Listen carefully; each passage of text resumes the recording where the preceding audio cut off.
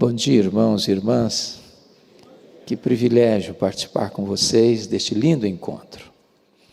Deus tem me dado a bênção de falar em vários encontros de pastores Brasil afora, mas eu acho que vocês aqui em Curitiba estão ganhando. É um grupo tão expressivo, bendito seja Deus. Os pastores unidos trazem para a cidade uma grande mensagem. Nós não estamos concorrendo, nós estamos cooperando uns com os outros. Louvado seja Deus. Da última vez que aqui estive, ou da primeira e última vez que aqui estive, eu conversei um pouco com vocês sobre o apóstolo Paulo. E hoje eu gostaria de falar um pouco sobre outro apóstolo.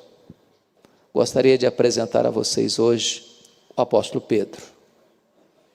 Então, abra sua Bíblia comigo, por favor, no Evangelho de Cristo, conforme o relato de João, no capítulo 21. E faremos a leitura até o versículo 19. João 21, de 1 a 19.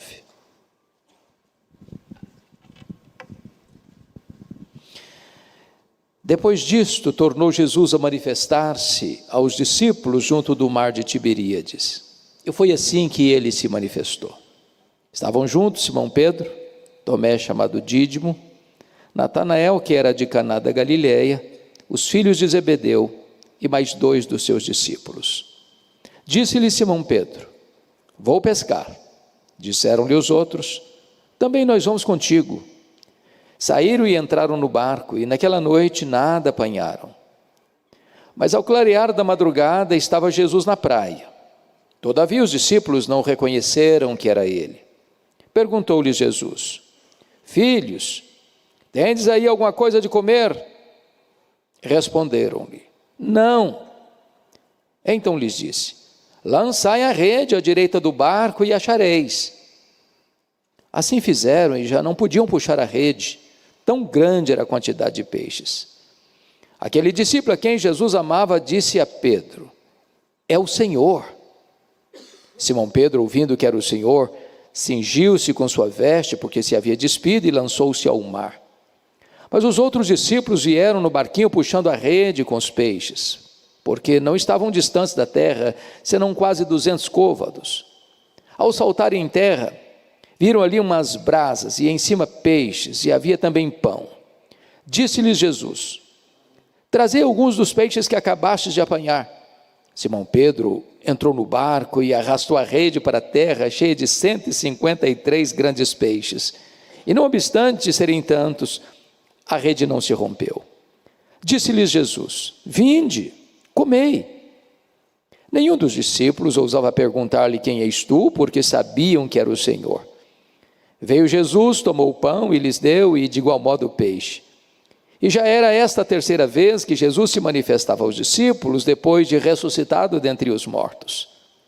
Depois de terem comido, perguntou Jesus a Simão Pedro: Simão, filho de João, amas-me mais do que estes outros? Ele respondeu: sim, Senhor, tu sabes que te amo. Ele lhe disse: apacenta os meus cordeiros. Tornou a perguntar-lhe pela segunda vez: Simão, filho de João, tu me amas? Ele lhe respondeu: sim, Senhor, tu sabes que te amo. Disse-lhe Jesus: pastorei as minhas ovelhas. Pela terceira vez Jesus lhe perguntou: Simão, filho de João, tu me amas?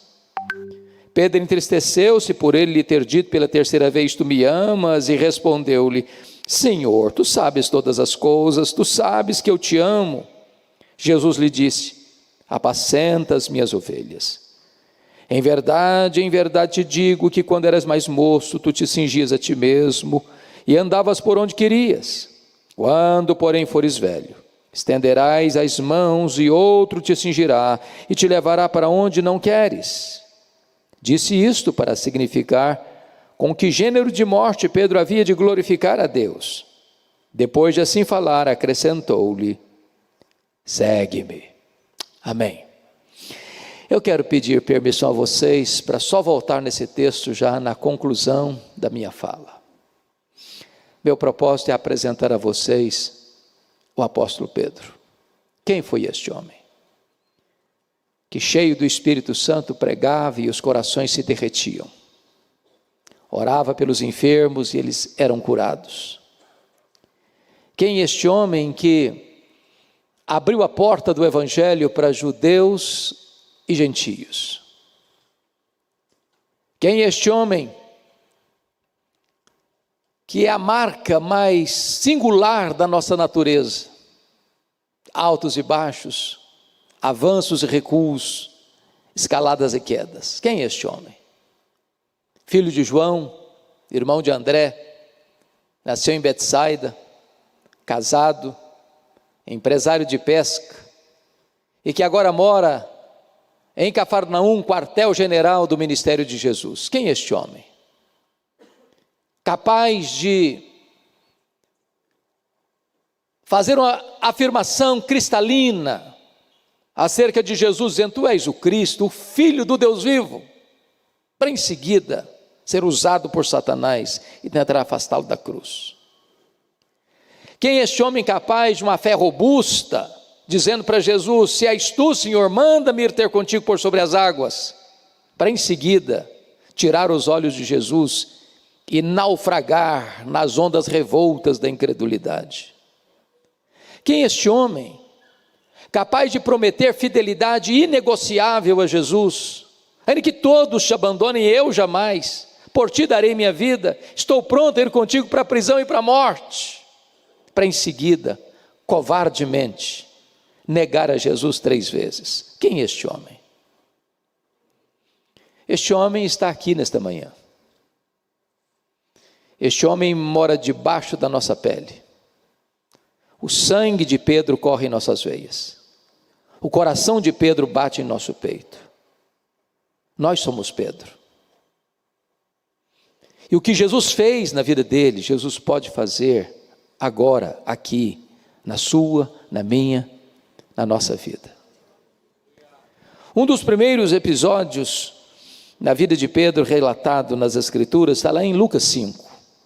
Diz a Bíblia que Jesus ensinava a uma multidão na praia, no mar da Galileia, e Pedro e os seus colegas haviam retornado de uma pescaria inglória, lavavam as redes, sem nenhum resultado.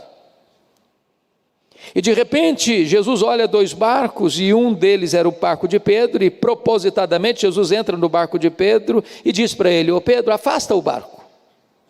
E Jesus faz daquele barco um púlpito, daquela água o veículo da sua voz, e dali ensina aquela grande multidão. Depois Jesus, propositadamente, diz para Pedro: faze-te ao largo, vá para o fundo, lançai as vossas redes para pescar. E nesta hora Pedro intervém e disse: ô Senhor, dessa praia aqui entendo eu, isso é a minha especialidade, eu sou pescador profissional, trabalhamos a noite inteira e não pegamos nada, o mar não está para peixe hoje. Mas de repente abre-lhe na alma um lampejo de esperança e fé, e ele responde: mas sob a tua palavra eu lançarei as redes. E quando ele lança as redes, diz a Bíblia que um cardume começa a pular nas redes, as redes começam a se romper, o barco que ele está não consegue reter toda a pesca milagrosa, o outro barco precisa vir, e quando Pedro percebe que não está apenas diante de um dia de sorte, mas de um milagre extraordinário, ele larga o barco, larga as redes, larga os peixes, vai na direção de Jesus, se prostra aos pés de Jesus e diz: Senhor, afasta-te de mim, eu sou um pecador. E Jesus disse: não temas, a partir de hoje eu farei de ti um pescador de homens. E Pedro passa a seguir a Jesus, passa a ser um discípulo de Jesus, mais tarde um apóstolo de Jesus e o líder deles. E Pedro acompanha Jesus, e Pedro escuta Jesus, e Pedro vê os milagres de Jesus. Agora diz a Bíblia, lá em Mateus 16, que Jesus está lá no extremo norte de Israel, lá nas fraldas do Monte Hermon, lá em Bânias, onde nasce o rio Jordão, lá em Cesareia de Filipe, quando Jesus faz uma espécie de enquete com seus discípulos assim: quem dizem os homens ser o filho do homem? Em outras palavras, o que é que o povo comenta a meu respeito? E os discípulos responderam: Senhor, uns dizem que tu és João Batista, outros dizem que tu és Elias, outros dizem que tu és Jeremias, outros dizem que tu és alguns dos profetas. Em outras palavras, Senhor, o povo não sabe nada a teu respeito, pois está plenamente confuso. E Jesus se volta para eles e pergunta: e vós, quem dizeis que eu sou? E Pedro, que era um líder, e Pedro, que era muito falante, e Pedro, que não suportava que ninguém falasse na frente dele, levanta-se e responde pelo grupo: tu és o Cristo, o Filho do Deus vivo. Talvez até aguardando um elogio de Jesus. Parabéns, Pedro, você é um homem batuta. Você tem um discernimento apurado. Mas não foi o que Jesus disse.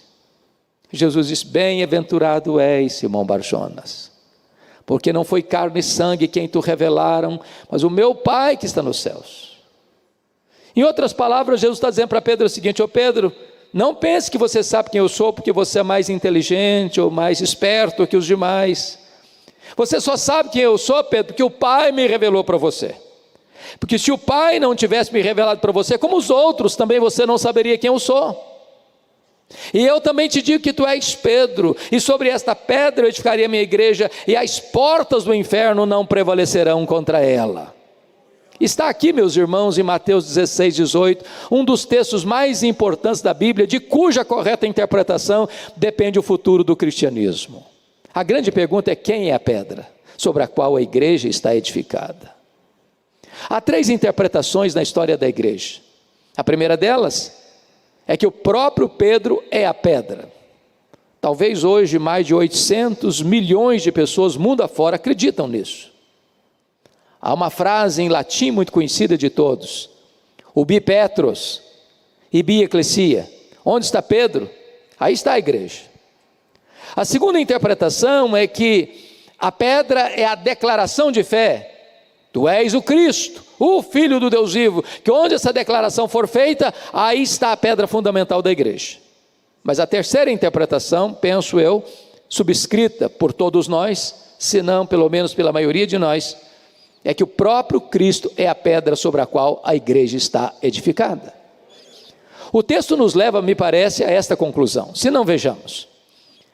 Há na língua grega uma espécie de trocadilho entre a palavra pedra e a palavra Pedro.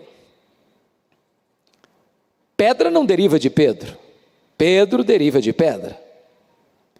Pedro é Petros, e Petros é fragmento de pedra. É um pedaço de pedra arrancado de um maciço rochoso. Pedra é Petra, é rocha, inabalável, metáfora usada apenas para Deus na Bíblia. Então o que Jesus está dizendo para Pedro é o seguinte: eu também te digo que tu és fragmento de pedra, mas sobre esta rocha que sou eu edificarei a minha igreja. O pronome demonstrativo também nos ajuda a entender isso. Tanto no grego, quanto no hebraico, quanto no inglês, quanto no português, há uma clara diferença entre esta e essa. Por exemplo, eu estou com a minha Bíblia aqui, na minha mão, e eu digo esta Bíblia. Mas se eu ponho a minha Bíblia no púlpito e me afasto, eu digo essa Bíblia. Se Jesus tivesse a intenção de dizer que Pedro era pedra, ele teria dito: eu também te digo que tu és Petros, e sobre essa pedra eu edificarei a minha igreja. Mas não foi o que ele disse. Eu também te digo que tu és fragmento de pedra, que tu és Petros, mas sobre esta pedra, sobre esta rocha, eu edificarei a minha igreja. E aí Jesus está ensinando 4 verdades. Primeiro, ele é o fundamento da igreja. Paulo, concordando com isso, em 1 Coríntios 3,11, diz que ninguém pode lançar outro fundamento além daquele que já foi posto, o qual é Cristo Jesus. O próprio Pedro, no seu sermão em Jerusalém, quanto na sua primeira carta, foi categórico: diz: Cristo é a pedra que os construtores rejeitaram, a pedra fundamental, a pedra de esquina, o fundamento da igreja. Mas em segundo lugar, Jesus não é apenas o fundamento da igreja, ele é o dono da igreja. Eu edificaria a minha igreja. A igreja não é sua, a igreja não é minha, a igreja não é nossa, a igreja tem dono. E o dono da igreja tem marcas de cravos em suas mãos. Terceiro, Jesus é o edificador da igreja. Eu edificarei a minha igreja. Quem edifica a igreja não é você, quem edifica a igreja não sou eu, quem edifica a igreja não somos nós. Quem edifica a igreja é o Senhor Jesus. Nós somos apenas os instrumentos. Ele quem dá o arrependimento para a vida, Ele quem dá a fé salvadora, Ele quem regenera, Ele quem justifica, Ele quem santifica, Ele quem glorifica. A salvação é obra dEle, de começo ao fim, para que toda a glória seja dada a Ele.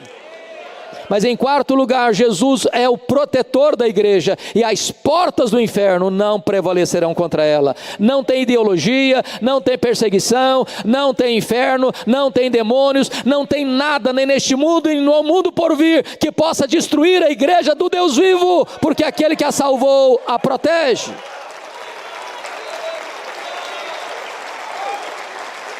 Diz a Bíblia que depois que Jesus deixa isso claro para os seus discípulos, lá em Mateus 16, que ele passa pela primeira vez para uma nova fase do seu discipulado. Agora, ele abre para os seus discípulos algo que eles ainda não sabiam. Era necessário que ele subisse para Jerusalém, fosse entregue nas mãos dos principais sacerdotes e escribas, para ser crucificado. Quando Pedro escuta isso, o mesmo Pedro que acabara de afirmar: tu és o Cristo, filho do Deus vivo, chama Jesus à parte e passa a repreender a Jesus. Tem piedade de ti mesmo, isso jamais pode acontecer. Larga a mão desses pensamentos soturnos, doentios, para de pensar em morte, pensa melhor. E diz a Escritura que Jesus olha para ele e diz: arreda, Satanás, és para mim causa de tropeço, não cogitas das coisas de Deus, apenas das coisas dos homens. Meus amados, se a igreja estivesse edificada sobre Pedro, ela estaria edificada sobre areia movediça. Bendito seja Deus, porque a igreja está edificada sobre a rocha que não se abala. Mas vamos entender o que Jesus não disse. Jesus não está chamando Pedro de Satanás. Nem Jesus está dizendo que Pedro está endemoniado. Nem Jesus está mandando Pedro arredar. Jesus está mandando Satanás arredar. Que Satanás? O Satanás que está induzindo Pedro a tentar afastar Jesus da cruz. Porque se nós não entendermos isso, nós vamos dizer: arreda, Pedro, aí o Satanás fica. Não, quem tem que arredar é Satanás. Pedro fica. Pedro é discípulo, Pedro é apóstolo. Em Pedro, Jesus vai continuar investindo. Tanto é fato que uma semana depois, Jesus sobe para um alto monte com o propósito de orar e leva consigo quem? Pedro, Tiago e João. É bem verdade que Jesus ora e eles dormem. Porque o que dá prazer em Jesus dá cansaço neles. E naquela montanha, meus irmãos, Pedro e os seus amigos viram 4 milagres extraordinários. Primeiro milagre, Jesus foi transfigurado na presença deles. Segundo milagre, Moisés e Elias aparecem em glória conversando com Jesus. Terceiro milagre, uma nuvem luminosa os envolve. Quarto milagre, de dentro da nuvem surge uma voz divina dizendo: este é o meu filho, o meu eleito, a ele ouvi.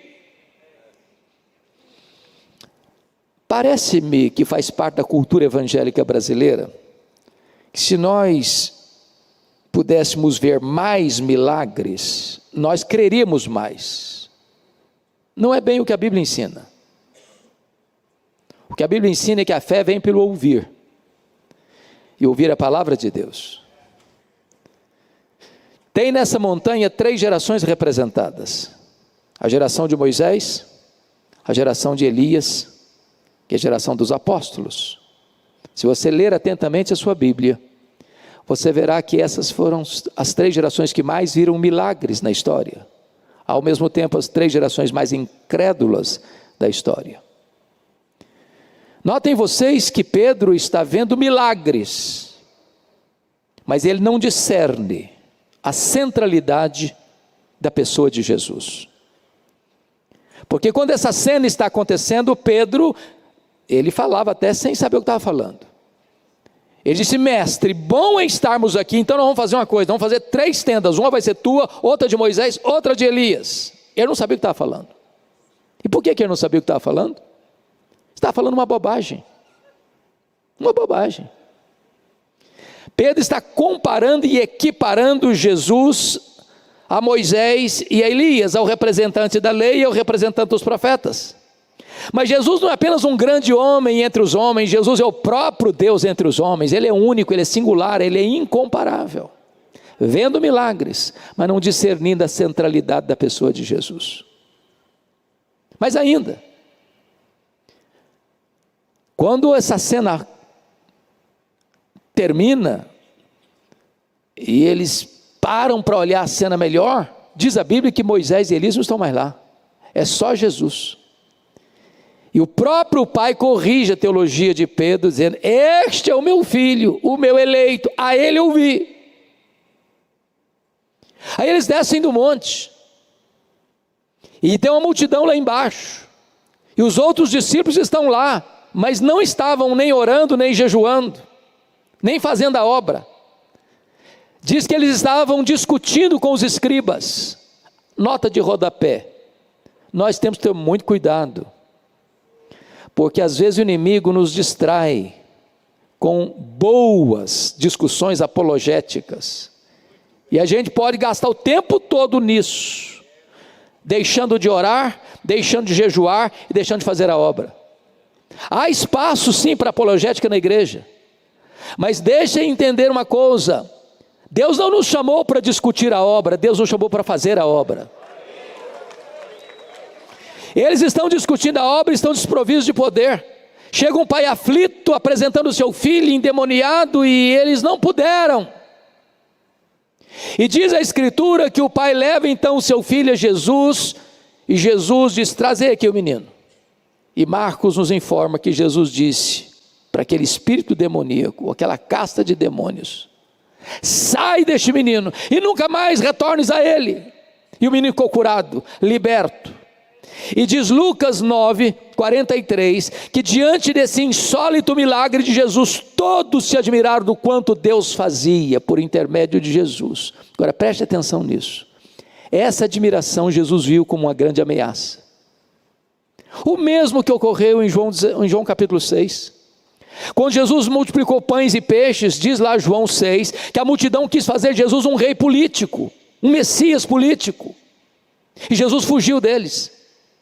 Aqui mais uma vez essa onda está de volta, e os discípulos também estão embarcando nessa canoa furada. E então diz Lucas 9, versículo 44, que Jesus se dirige aos discípulos e diz assim: fixai nos vossos ouvidos as seguintes palavras: o Filho do Homem vai ser entregue nas mãos dos homens. Sabe o que Jesus está querendo dizer com isso? Não pensem vocês que eu vou mudar minha agenda. Não pensem vocês que eu vim ao mundo apenas para realizar milagres. Não pensem vocês que eu vim ao mundo apenas para resolver os seus problemas do aqui e do agora. É para a cruz que eu estou indo, é para a cruz que eu vou, porque é lá na cruz que eu vou libertar vocês. Lucas 9:31 diz que a pauta da reunião de Moisés e Elias com Jesus foi sua partida para Jerusalém, e a palavra partida ali no grego é êxodos, de onde vem a nossa palavra portuguesa êxodo. O que Jesus está querendo dizer com isso? É que assim como o êxodo libertou Israel da escravidão do Egito, na cruz Jesus quebrou as nossas algemas, na cruz Jesus trouxe para nós alforria, na cruz Jesus nos fez verdadeiramente livres. Mas Lucas 9:45 diz que os discípulos não entenderam isto, vendo milagres, mas não entendendo quem é Jesus, e não entendendo o que Jesus veio fazer. Lucas 9, 51 e 53 diz que Jesus está caminhando agora para Jerusalém, e todo mundo está sabendo, ele vai morrer, está agendado desde a eternidade, e ele caminha para a cruz como um rei caminha para a sua coroação. Quando ele está entrando em Jerusalém, tem uma multidão esperando, tem uma multidão acompanhando, e as multidões vão cantando: Hosana, Hosana, bendito que vem em nome do Senhor. Eles vão descendo o Monte das Oliveiras, vão cruzando o Vale do Cedron, vão começando a subir as encostas do Moriá. Lá está a muralha da cidade, a porta de entrada, e diz Lucas que a multidão canta e Jesus chora. E chora por quê? Porque Jerusalém não aproveitou o tempo da sua oportunidade, porque aquela era a cidade que matava os profetas e haveria de crucificá-lo. Porque Jesus vê profeticamente que aquela cidade seria arrasada pelos romanos, e haveria a maior dispersão, a maior diáspora de todos os tempos, desde o ano 70 a 14 de maio de 1948. Depois que Jesus entrou, Jesus disse para Pedro e para João: vocês vão preparar um lugar para que eu possa comer a Páscoa com vocês. Foi preparado o cenáculo. Era quinta-feira à noite. A mesa está posta, cordeiro assado, pão sem fermento, ervas amargas, o vinho, e do lado uma bacia com água e uma toalha. Não se sentava à mesa sem lavar os pés. Sabe por quê? Porque as mesas não eram altas como as nossas, onde você esconde os pés debaixo da mesa. E os sapatos não eram fechados como os nossos. Você ficava com o pé muito próximo do rosto da pessoa ao lado. Mas esse papel era um papel de escravo, e os discípulos eram muito orgulhosos para lavar os pés uns dos outros. Então resolveram sentar-se à mesa sem lavar os pés. E o papo que rolou na mesa: quem de nós é o maior? Quem de nós é o mais importante? Quem de nós tem mais projeção no reino? Enquanto Jesus está mergulhado na sombra da cruz, eles estão na feira das vaidades. Quando de repente Jesus se levanta e os choca, e pega a bacia e se cinge com a toalha e começa a lavar os pés dos discípulos. Eu fico imaginando o constrangimento, o tapa de luva, a vergonha. Jesus lavando os pés de Judas Iscariotes, de Tomé, de Mateus, até que Jesus chegue diante do Pedro. Ele está inconformado, ele está envergonhado, talvez com os olhos arregalados, e pergunta para Jesus: tu me lavarás os pés a mim? E Jesus diz: o que eu faço não entendes agora, entendê-lo-ás depois. Aí o Pedro radicalizou: não, os meus pés tu não vais lavar. Não, eu não vou permitir que tu te humilhes a esse ponto. Não, eu não vou deixar que tu te coloques no lugar de um escravo. Não, os meus pés tu não vais lavar. E Jesus: se eu não te lavar os pés, tu não tens parte comigo. Aí o Pedro, que era 880, diz: então o senhor lava os pés, o senhor lava as mãos, o senhor lava a minha cabeça, o senhor me dá um banho. Não, Pedro, agora você que não está entendendo, todos vocês estão limpos, exceto um, Judas Iscariotes, é preciso apenas lavar os pés. O que Jesus está querendo dizer com isso? Todos vocês já tiveram o lavar regenerador do Espírito Santo. Isso acontece uma única vez e nunca mais precisa se repetir. Mas aqueles que já foram regenerados precisam constantemente serem purificados pela lavagem da santificação. Ali Jesus falou para eles do seu amor, da casa do Pai, da sua segunda vinda, do derramamento do Espírito, da sua paz. E ali, meus amados, no ápice daquela reunião, Jesus pega um pão, o parte e diz: este pão é o meu corpo que é dado por vós, tomai e comei, fazei isto em memória de mim. Ele pega o cálice de vinho e diz: este cálice é a nova aliança em meu sangue, tomai e bebei dele todos, fazei isto em memória de mim, até que eu retorne para vós. Ali Jesus estava fechando a porta do judaísmo, abrindo a porta do cristianismo. Ali Jesus estava fazendo uma transição da Páscoa judaica para a ceia do Senhor. Ali Jesus estava varrendo a partir dali os cordeiros mortos do altar e se apresentando como Cordeiro de Deus que tira o pecado do mundo. A partir dali abria-se a porta da nova aliança para todo aquele que crê. Tendo cantado um hino, diz a Bíblia que Jesus vai descer para o Monte das Oliveiras, lá para o jardim do Getsemane. E Jesus disse para os discípulos assim: nesta noite, todos vós vos escandalizareis comigo, como está escrito, ferirei o pastor e as ovelhas ficarão dispersas. Aí Jesus encosta bem em Pedro e disse: Pedro, Satanás vos requereu para peneirardes como trigo, mas eu roguei por ti, para que a tua fé não desfaleça. Quando te voltares para mim, fortalece os teus irmãos.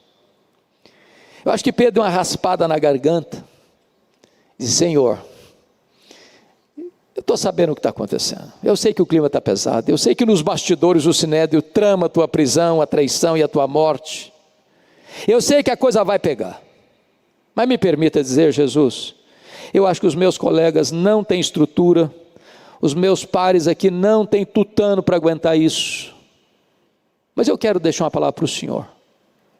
A corda não rói do meu lado, o senhor pode ficar tranquilo, eu estou pronto para ir contigo para a prisão e para a morte, ainda que todos te abandonem, eu jamais. E Jesus olha para ele: pois bem, Pedro, em verdade te digo que hoje mesmo, nesta mesma noite, antes que o galo cante, tu me negarás 3 vezes. Eu acho que o Pedrão calou. Desceram o monte Sião, atravessaram o vale do Cedron, mergulharam nas fraldas do Monte das Oliveiras. Lá tem uma prensa de azeite, lá tem o jardim do Getsemane, e Jesus deixa 8 dos discípulos para trás, pega Pedro, Tiago e João, diz: vocês vêm comigo. Quando Jesus ficou sozinho com eles, Jesus abriu o coração e disse: a minha alma está profundamente triste, até a morte. Ficai comigo, vigiai comigo. E Jesus entrou sozinho para o interior do jardim. O Rei dos Reis, o Senhor dos Senhores, o Criador do universo, botou o rosto no chão e orou e chorou, e orou e chorou, e orou e chorou. E diz Hebreus 5,7 que ele ofereceu forte clamor e lágrimas àquele que podia libertá-lo da morte. Ele diz: Pai, se possível, passe de mim este cálice sem que eu beba, se não seja feita a tua vontade. Quando Jesus se volta para Pedro, Tiago e João, eles estão dormindo.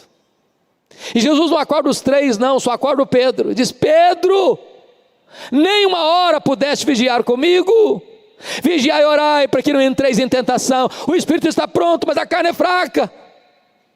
E Jesus volta para o segundo período de oração, e ora e chora, e ora e chora, e ora e chora, e repete as mesmas palavras. Diz a Bíblia que veio um anjo do céu para consolá-lo. E ele se volta para Pedro, e os seus colegas estão dormindo ainda. Aí Jesus volta para o terceiro round de oração. Agora a luta é maior, agora a batalha é mais titânica, agora ele está lutando uma luta de sangrento suor. Ele não molha o chão apenas com as suas lágrimas, mas também com o seu sangue. Preste bem atenção nisso. A angústia de Jesus não foi na cruz. A angústia de Jesus foi no Getsemane. A grande pergunta é: que cálice era esse que trouxe horror a Jesus? Será que era certeza que seus discípulos o abandonariam? Será que era certeza que a turba viria armada para prendê-lo? Será que era certeza que o sinédrio iria acusá-lo de blasfêmia e conspiração, ia cuspir no rosto dele e espancar a cabeça dele? Será que era certeza que ele seria surrado no pretório romano e Pilatos o sentenciaria a pena de morte covardemente? Será que era a convicção de que ele caminharia pelas ruas de Jerusalém sob os apupos e vaias de uma multidão ensandecida? Será que era a certeza que ele seria dependurado naquele leito vertical da morte? E a resposta é 1000 vezes não. O que era aquele cálice? Aquele cálice era a santa ira de Deus, que deveria cair sobre a minha, sobre a sua, sobre a nossa cabeça, por causa do nosso pecado.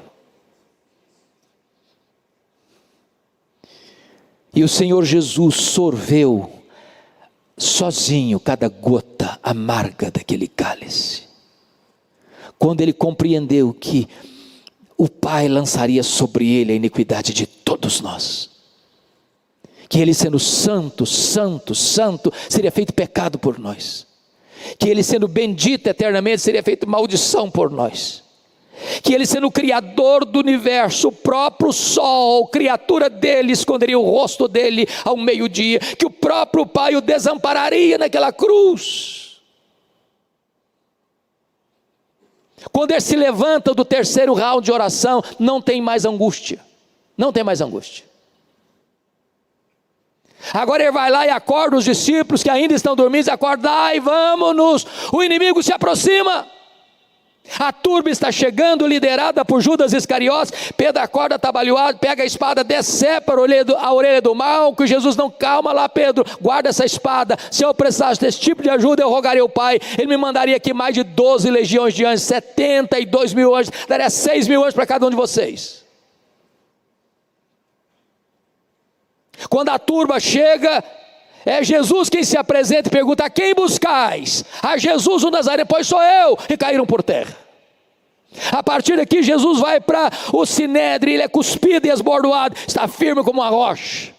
A partir daqui é levado ao pretório romano. Quem está em crise é o juiz que o julgue, não ele está em paz.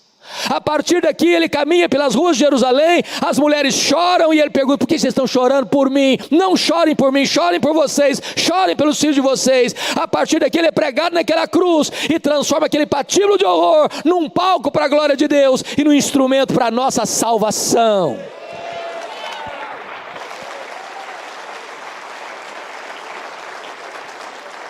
Diz a Bíblia que naquela noite Jesus foi preso, não porque sucumbiu ao poder de Roma. Lucas diz porque aquela era a hora das trevas, e para esta hora Jesus teria vindo. Os discípulos se dispersaram. Pedro, o valentão, acompanhado de João, segue a Jesus de longe, a sua coragem derreteu. E diz a Bíblia que a noite era fria e ele tinha um braseiro lá no pátio da casa do sumo sacerdote. Pedro sutilmente foi se infiltrando e se instalou ali bem perto, usufruindo as benesses do calor. Quando passa uma criada, o reconhece e diz: tu também estavas com ele, o Galileu. E Pedro respondeu diante de todos, negou diante de todos: eu não sei o que dizes. Ele sai do pátio, vai lá para o alpendre, passa outra criada, olha bem, consegue discerni-lo e comenta: este também estava com Jesus o Nazareno. Pedro agora nega com juramento: eu juro que eu não conheço esse homem, eu juro que eu não sei quem ele é, eu empenho a minha honra que eu não sei quem é esse homem. Daqui a pouquinho chegam os outros, olham bem para ele, ele não conseguia ficar calado nem naquela circunstância, e disseram: esse sotaque nortista, esse sotaque galileu, indisfarçável, você é discípulo dele mesmo. E ele começa a jurar, ele começa a praguejar: eu não conheço esse homem. O galo cantou, Jesus cravou nele o olhar, ele caiu em si, desatou a chorar, e saiu dali chorando amargamente, chutando talvez as pedras no meio daqueles olivais. Naquela noite Jesus foi cuspido e esbordoado pelo sinédrio. Pedro não estava lá. Sexta de manhã, Jesus é levado ao pretório romano, e Jesus é espancado, vilipendiado, zombado, escarnecido. Pedro não estava lá. Pilatos condena Jesus à pena de morte. Pedro não estava lá sequer para ajudar Jesus a carregar a cruz. Foi preciso que um outro Simão fizesse isso. 9h da manhã, Jesus é crucificado, Pedro não está lá. 3h da tarde, Jesus morre, Pedro não está lá. Sequer para dar um sepultamento digno a Jesus, foi preciso que um membro do sinédrio fizesse isso. Sábado, silêncio da morte, Pedro está escondido com medo dos judeus. Domingo de manhã, não é Pedro, são as mulheres da Galileia que vão ao sepulcro. Quando chega uma surpresa, a pedra está rolada, o túmulo está aberto, elas entram, o túmulo está vazio, elas saem, um anjo pergunta para elas: o que vocês vieram fazer aqui? Procurar entre os mortos aquele que está vivo. Ele não está mais aqui não, ele ressuscitou. E tem um recado aqui: ide, dizei aos seus discípulos e a Pedro, que ele irá diante de vós para a Galileia, lá o vereis, como ele vos disse. Ô irmãos, por que menção de Pedro se ele era o primeiro discípulo da lista? É porque Jesus, a essas alturas, sabia que Pedro não se sentia mais discípulo. Pedro, Petros, fragmento de pedra, mentira, é apenas pó. Negou seu nome, negou sua fé, negou seu apostolado, negou o seu Senhor. Pedro havia desistido de Jesus, mas Jesus não havia desistido de Pedro. Apesar dos nossos fracassos, dos nossos deslizes, Jesus não desiste de nós. Agora imagine comigo essa caminhada de Jerusalém para Galileia. Meus irmãos, são 125 quilômetros em linha reta, em torno de 150 quilômetros, a pé. Eu acho que cada passada era uma fisgada na consciência. Eu acho que Pedro foi caminhando e pensando assim: quando Jesus se encontrar comigo, ele vai me quebrar todinho, vai me arrebentar todo, vai botar o dedo no meu nariz e dizer que eu sou um fracasso, que eu sou um covarde. E eu sou mesmo. Quando ele chega na Galileia, Jesus não está lá. Notinha de rodapé. Nós devíamos orar mais pelos líderes. Sabe por quê, meus irmãos? Não tem líder neutro. Liderança é influência. Um líder ou é uma bênção ou é um problema. Porque Pedro era um líder, ele disse assim: eu vou pescar. Mas o que significa eu vou pescar? Estou estressado? Preciso ganhar uns trocos? Ele está dizendo o seguinte: chega, fim de linha, fundo do poço, não dá mais. Vou voltar para o passado. Vou voltar para as redes. Não tem mais futuro, não tem mais esperança. Acabou para mim. Porque ele era um líder, os outros disseram: também nós vamos contigo. Naquela noite eles não pegaram nenhuma piaba. Quando o homem se afasta de Deus, nem pescar consegue. Eles estão voltando, amanhecendo o dia, com as redes vazias, com a alma empapuçada de dor, e tem alguém caminhando lá na praia, eles estão a 100 metros, 200 côvados, e eles não sabem quem está lá, e esse que está aqui, se dirige a eles lá a 100 metros e pergunta: covardes! Foi assim mesmo? Não. Filhos,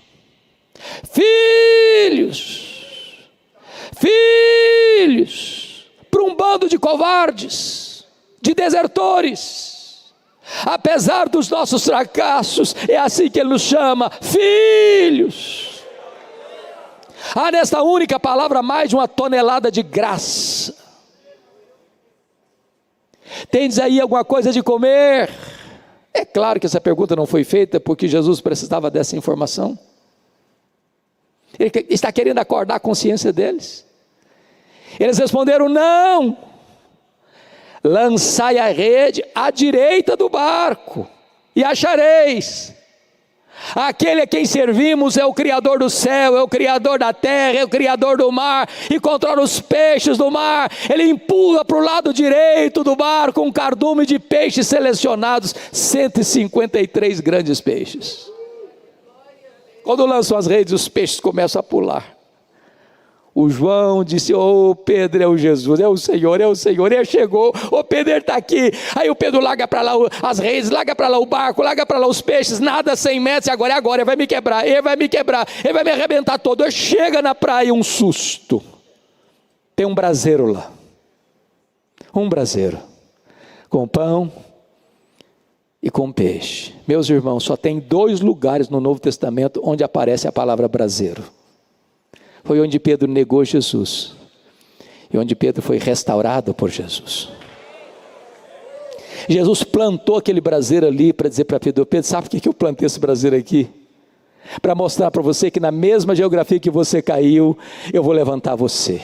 Na mesma geografia que você me negou, eu vou restaurar você. Na mesma geografia que você foi um fracasso, a partir de agora você vai ser uma bênção nas minhas mãos. Sabe por quê, Pedro? Porque a minha graça é maior que o seu pecado. Depois que Jesus os aqueceu e os alimentou, Jesus se dirige a Pedro assim: Simão, filho de João, tu me amas mais do que estes outros? Uai, Jesus, eu não estou te entendendo. Não basta amar-te igual aos outros? Tenho que amar-te mais do que aos outros? Por que Jesus fez essa pergunta para Pedro? Porque lá atrás ele tinha dito assim: ainda que todos te abandonem, eu jamais. Sabe o que Pedro havia dito para Jesus lá atrás? Eu te amo mais que os outros, eu sou melhor que os outros, eu sou mais corajoso que os outros, eu sou mais fiel do que os outros. O que Jesus está perguntando para Pedro é o seguinte: ô Pedro, você ainda pensa a mesma coisa a teu respeito? Você ainda acha mesmo que você é melhor que os outros? Você ainda pensa mesmo que você é mais leal e fiel do que os outros? Ô Senhor, tu sabes que te amo, então apacenta os meus cordeiros. Aí Jesus pergunta a segunda vez, não pergunta se ama mais, só pergunta se ama. Sim, Senhor, tu sabes que eu te amo, então pastoreia as minhas ovelhas. Ele pergunta a terceira vez, ele fica triste: o Senhor, tu sabes todas as coisas, tu sabes que eu te amo, então apacenta as minhas ovelhas. Por que Jesus perguntou 3 vezes? Claro, porque 3 vezes o Pedro negou. Mas o que significa isso? Sabe por que eu estou te perguntando 3 vezes, Pedro? Você pecou a primeira vez, você caiu a primeira vez, a minha graça é suficiente para levantar você. Você escorregou a segunda vez, a minha graça é suficiente para levantar você. Você me negou a terceira vez, a minha graça é suficiente para levantar você. Ô Pedro, a minha graça é maior do que o seu pecado.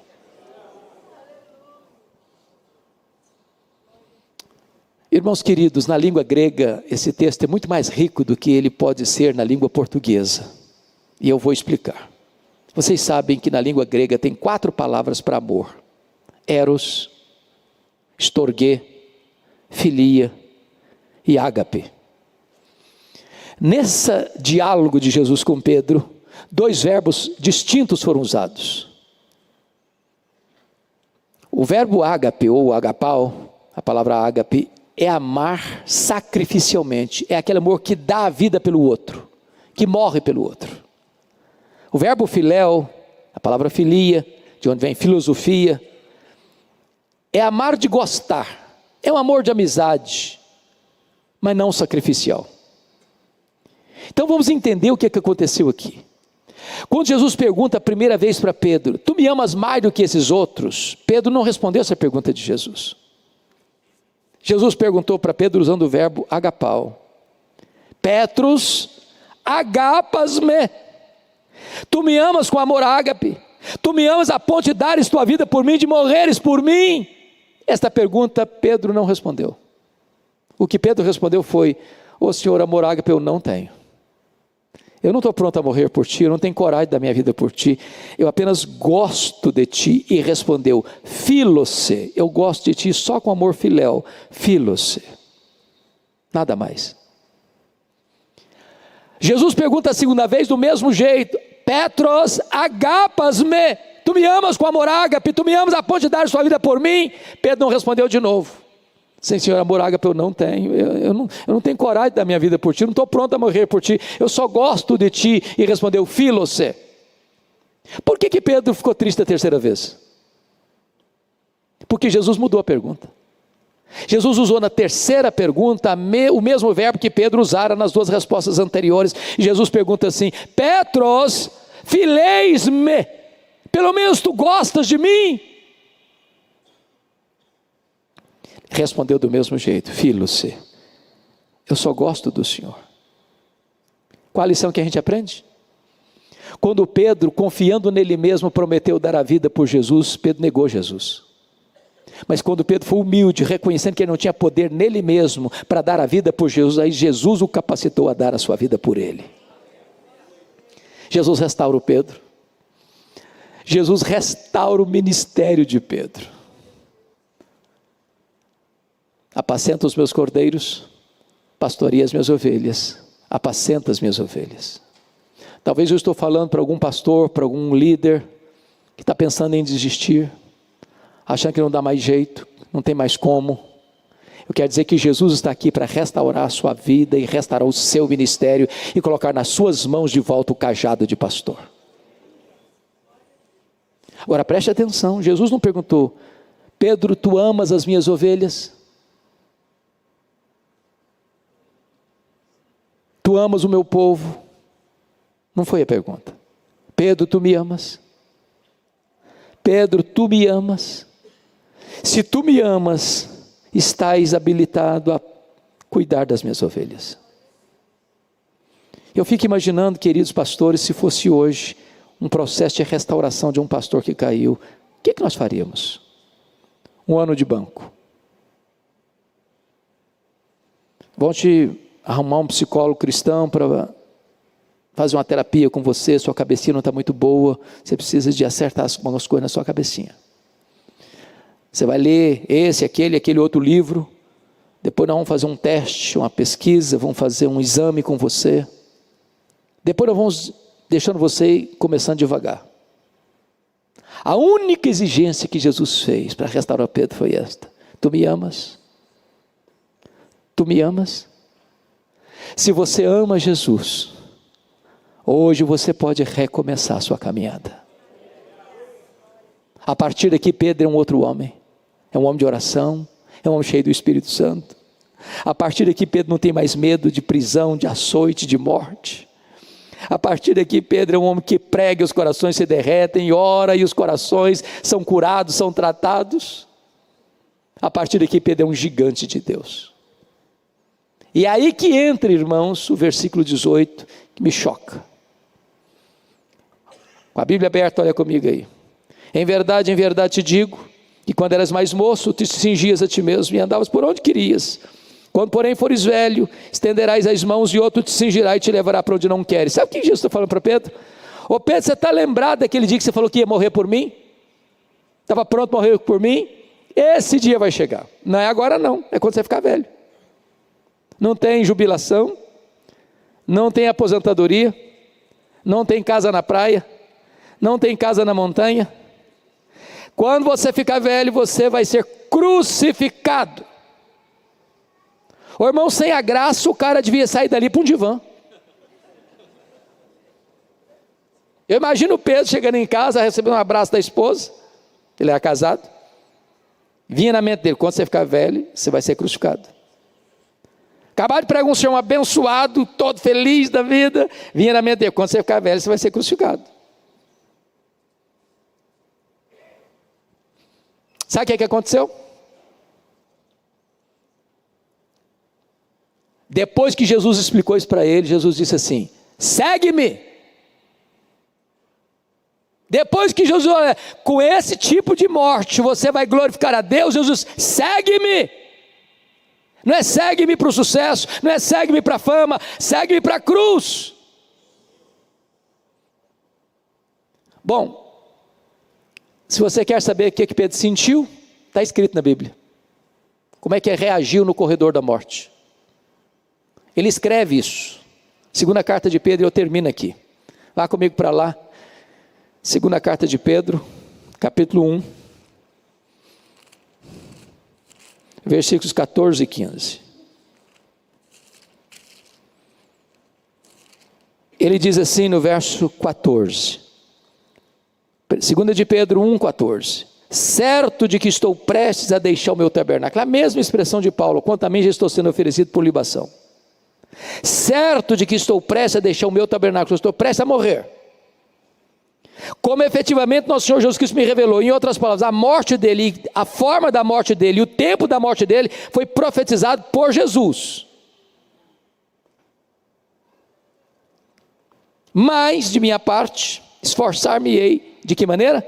Diligentemente, por fazer que a todo tempo, mesmo depois da minha partida, mesmo depois da minha morte, conserveis lembrança de tudo. Sabe o que Pedro está ensinando aqui? Roma vai me matar, eu vou morrer, mas Roma não vai poder botar um ponto final no meu ministério. Roma vai silenciar minha voz, mas Roma não pode calar a voz do evangelho que eu preguei. O que eu preguei, a mensagem que eu anunciei, vai continuar ecoando, vai continuar produzindo efeito. Ninguém, irmãos, pode matar a voz do evangelho, ninguém pode silenciar a voz de Deus. Deus sepulta os seus obreiros, mas a obra de Deus continua. Louvado seja o Senhor.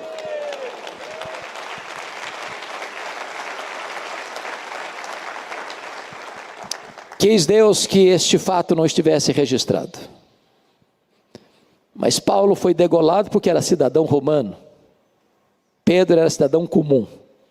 E para um cidadão comum a pena de morte no Império Romano era a crucificação. Diz os historiadores que quando Pedro chegou para a execução, o carrasco, o algoz, vai crucificá-lo e ele disse: crucifiquem-me, crucifiquem-me. Mas eu não sou digno de morrer como morreu o meu Senhor. Crucifiquem-me de cabeça para baixo. E com esse gênero de morte, ele glorificou a Deus. Irmãos amados, nós estamos vivendo um tempo onde tantas vezes o evangelho tem sido diluído, banalizado. E nós precisamos voltar ao antigo evangelho. O evangelho da cruz, da graça, do poder, que nos prepara para viver, que nos prepara para morrer, que nos prepara para a eternidade. Um evangelho viril, maiúsculo, superlativo, o evangelho da graça de Deus. Que hoje o meu coração, o seu coração, seja reavivado para amar a Jesus, para viver para Jesus, para, se preciso for, morrer por Jesus, sabendo que Aqui tombamos, mas nos levantamos na glória. Eu quero orar com vocês. E se você, querido irmão e irmã, quer colocar sua vida diante deste Deus, que restaurou Pedro, que restaura nós, que nos dá poder, eu queria que você se levantasse do seu lugar, viesse aqui à frente, nós vamos orar juntos, em nome de Jesus.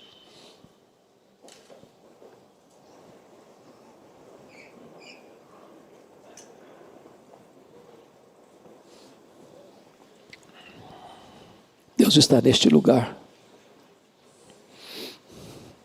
O que Ele fez com Pedro, Ele pode fazer na minha vida, na sua vida, na nossa vida. Nesta manhã.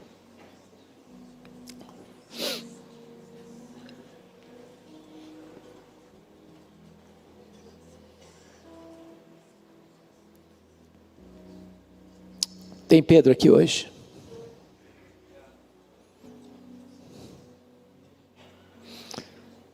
Nesta manhã, esse santuário se transforma numa praia do mar da Galileia. E Jesus está vindo ao nosso encontro. Vindo ao nosso encontro para nos restaurar, para nos pôr de pé, para reavivar o nosso coração, para restaurar o nosso ministério, para fazer uma grande obra em nós, por nós e através de nós. Eu quero pedir ao pastor Marciano, pastor desta igreja, para vir orar por nós. Para Deus, por sua bondade e graça, nos curar, nos perdoar, nos restaurar, nos limpar, fazer tudo novo na nossa vida.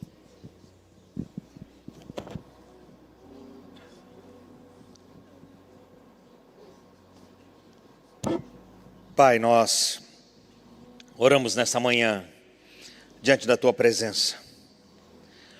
E assim como Pedro, Senhor, que o Senhor o restaurou, e depois, Senhor, debaixo do poder do Teu Espírito, foi um homem que marcou a história, um homem que ganhou almas, um homem que trabalhou em prol do Teu reino, um homem que fez a diferença no seu tempo. Deus, faz assim conosco também. Ajuda-nos, Senhor. Ajuda-nos. Sem Ti, Pai, nada podemos fazer. Nada podemos fazer. Por isso, Deus, vem e restaura cada um de nós que estamos aqui. Aqueles também que estão acompanhando essa palavra online, que estão assistindo nesse momento, que o Senhor possa trazer uma restauração onde essa pessoa está. Deus, eu oro pelos corações que aqui estão, e também estão desfalecidos já, sem perspectiva, sem foco, sem propósito. Deus, eu oro por aqueles que estão cansados, sobrecarregados, aqueles, Pai, que muitas vezes ao preparar um sermão, uma palavra, olham para si mesmo e dizem: o que eu darei àquele povo, o que eu darei para aquele rebanho? Eu que estou precisando de uma palavra, eu que estou precisando de um refrigério, eu que estou precisando de um pastoreio, de um cuidado. Deus, nós oramos por esses pastores, esses líderes, que estão cansados, sobrecarregados, e precisam de um toque de avivamento do Teu Espírito Santo sobre eles, um toque de restauração, um toque de restituição. Deus, vem e faz isso em nossas vidas, e que possamos, Pai, ter um encontro, Senhor, contigo, assim como Pedro teve. Ele caminhou com o Senhor, ele andou com o Senhor, ele comeu juntamente com o Senhor, mas ainda ele não lhe conhecia. E muitas vezes nós estamos assim. Falamos do Senhor, andamos com o Senhor, mas não o conhecemos. Por isso, a nossa oração, Pai, é que o Senhor possa vir sobre nós esta manhã e trazer, Senhor, um renovo, um refrigério. Eu queria pedir uma gentileza aos pastores que estão aqui. Se tem algum pastor aqui, amigo seu, colega, companheiro, venha e abrace ele, abrace ela, os homens com os homens, as mulheres com as mulheres. E eu quero que você agora possa fazer essa oração por essa pessoa. Que você possa ser um intercessor. Vem, sai do seu lugar, vem à frente e toque sobre alguém. Por gentileza, nos ajude, pastores. Venham, saiam dos seus lugares aqui, nos ajude. Venham aqui à frente. Todos vocês, pastores, estão aqui. Pode vir. Toca sobre esse homem, sobre essa mulher que estão aqui. Vem, nos ajudem aqui, pastores. Todos vocês, pastores que estão aqui, pode vir. Toca sobre esse pastor, sobre esse líder. Se é você é pastora, vem, toca sobre essa mulher. Ministra sobre ela um renovo da parte de Deus. Um renovo da parte de Deus sobre ela. Um fortalecimento da parte do Senhor. Um fortalecimento da parte do Senhor.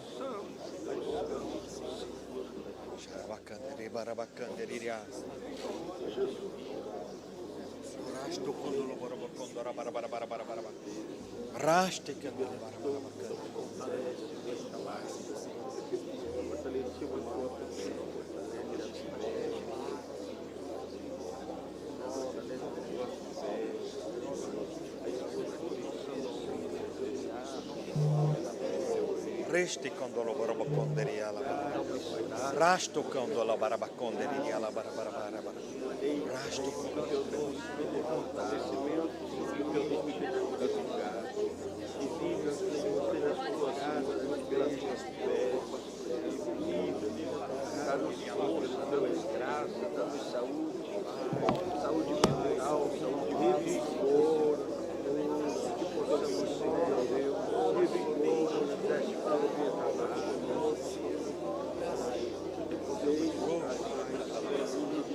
rasto candala barabacanderi ala rasto condolo barabacanderi ala barabara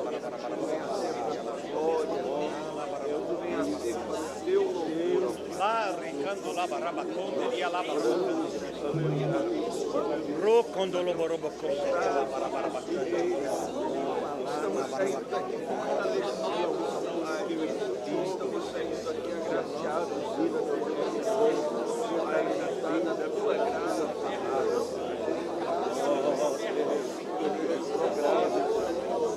pelo privilégio de estar no teu querido, nossa vontade, esta manhã, estamos queridos na mesa, saímos aqui,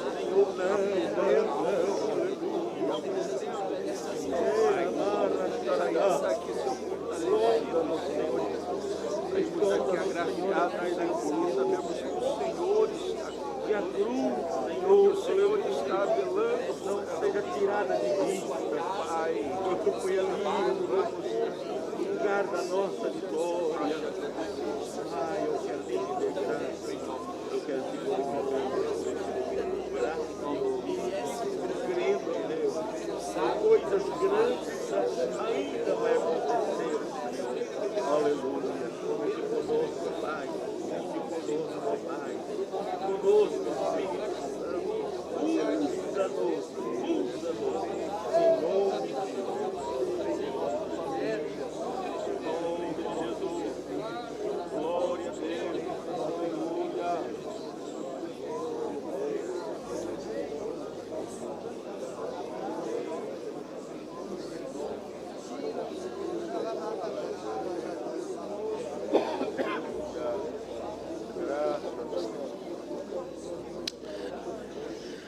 Aleluia.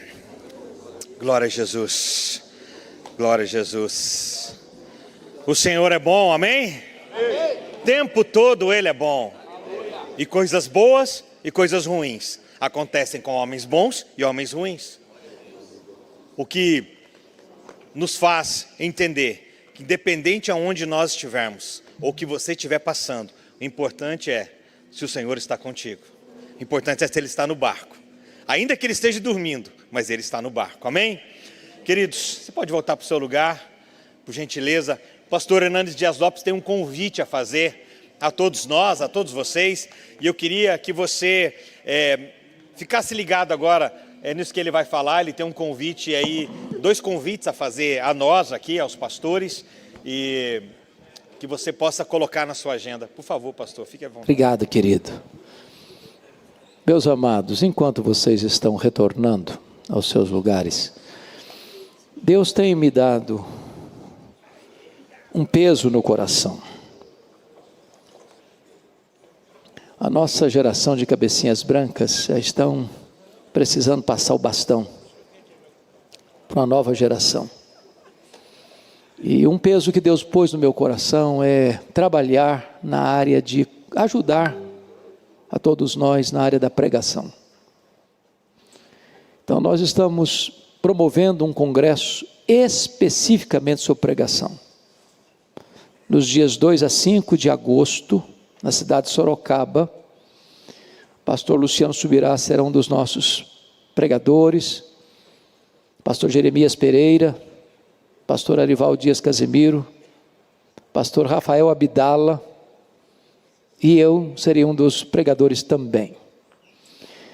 Você pode se inscrever colocando www.ministériodapalavra.com.br, ministériodapalavra.com.br, já entra no site e você pode fazer a sua inscrição. Nós estamos com muita expectativa nesse congresso, porque o entendimento que nós temos é que a igreja brasileira precisa de um reavivamento nos púlpitos. O púlpito é o trono de Deus, de onde Ele governa a sua igreja, quando a sua palavra é pregada com fidelidade e no poder do Espírito Santo. Então você que é pastor, você que é líder, você que está aqui, se puder, participe desse congresso, 2 a 5 de agosto, em Sorocaba. ministériodapalavra.com.br já abre na página desse congresso. Eu não sei se dá para botar os slides do Disque Paz. Se você tem aí, coloque por gentileza. É uma outra coisa que eu queria partilhar com os irmãos. Disque Paz Cloud. Eu sou o diretor de uma agência missionária chamada Luz para o Caminho, LPC. E esse ministério trabalhou durante anos com o Disque Paz. E aí mostra aí o avanço da tecnologia, com essas maquininhas bem elementares, e agora passamos para essa torre, agora para essa máquina, e estamos agora fechando com o Disque Paz Cloud, onde você vai poder levar uma mensagem pelo telefone, a igreja pode fazer isso, e a mensagem sou eu que gravo, uma mensagem breve, evangelística, de consolo, de conforto, e nós temos resultados incríveis com este ministério. É um custo quase zero para a igreja. Me permita só dar brevemente um exemplo. Na cidade de Aracruz, no Espírito Santo, um delegado da cidade recebeu um cartãozinho do Disque Paz. E esse homem estava vivendo um momento turbulento na vida, e um dia ele tomou a decisão: vou tirar minha vida. Terminou o seu trabalho, chegou em casa, fechou a porta do quarto, pegou o revólver. Quando ele estava para puxar o gatilho, veio à mente dele que naquele dia tinha recebido um cartão, Disque Paz. Ele deixou o revólver na mesa, pegou o telefone, ligou para aquele número, e a mensagem era esta no dia: você que está pensando em tirar a sua vida, não faça isso. Deus tem um plano na sua história. Caiu de joelhos, Deus está do outro lado da linha. Caiu de joelhos, se entregou a Cristo, foi para a igreja, se rendeu a Cristo, foi batizado, membro ativo da igreja. Você não pode imaginar o que Deus pode fazer com uma pequena mensagem. Então, se você tem desejo de instalar esse ministério na igreja, é preço irrisório, quase nada. Ministério por telefone, essas mensagens ficam nas nuvens. Aqui fora tem uma banquinha da Luz para o Caminho, os nossos livros estão lá. Converse lá e veja como você pode instalar esse trabalho na sua igreja. E vai ser uma grande bênção. É mais uma ferramenta para você levar a esperança do Evangelho aos corações aflitos. Muito obrigado, gente. Deus abençoe a todos.